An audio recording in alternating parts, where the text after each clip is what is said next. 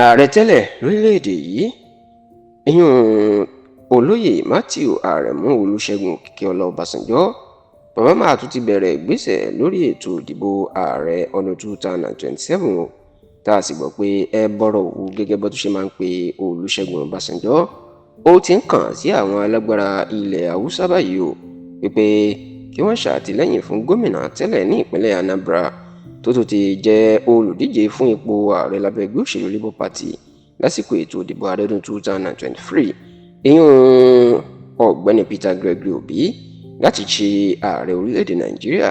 lọ́dún 2027 tí ó ń bọ̀ yìí. ẹ rántí wípé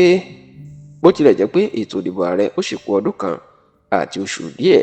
ṣùgbọ́n ọdún tá a wà yìí gangan ni wọ́n ń pè lọ́dún òṣèlú nítorí pé ọdún yìí ni gbogbo àwọn ẹgbẹ́ òṣèlú lóríṣiríṣi ni wọn yóò ṣe ètò ìdìbò abẹ́lé wọn tí wọ́n pè ní primary election láti yan àwọn olùdíje tí yóò kópa nínú ètò ìdìbò ọdún tó ń bọ̀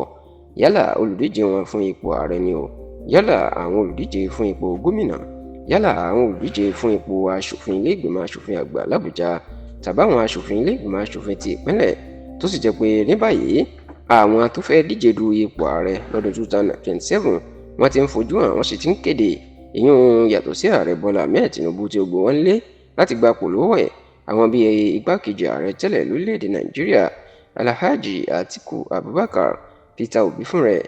ọ̀gbẹ́ni Rotimi Amechi tó jẹ́ mínísítà ọ̀rọ̀ ìrìnnà lórílẹ̀‐èdè tẹ́lẹ̀ tó tún jẹ́ gómìnà tẹ́lẹ̀ ní ìpínlẹ̀ Rivers àti àwọn bíi sẹ́nẹ́tọ̀ Rabiu Musa Kwankwaso tó jẹ́ olùdíje fún ipò ààrẹ lábẹ́ ẹgbẹ́ òṣèlú New Nigerian People's Party NNPP lásìkò ètò ìdìbò ààrẹ ọdún 2023 àti àwọn bíi comrade Ọmọyẹlé Sowore Ọlágbépọ̀ Hashim àti àwọn míì bẹ́ẹ̀ lọ. ṣùgbọ́n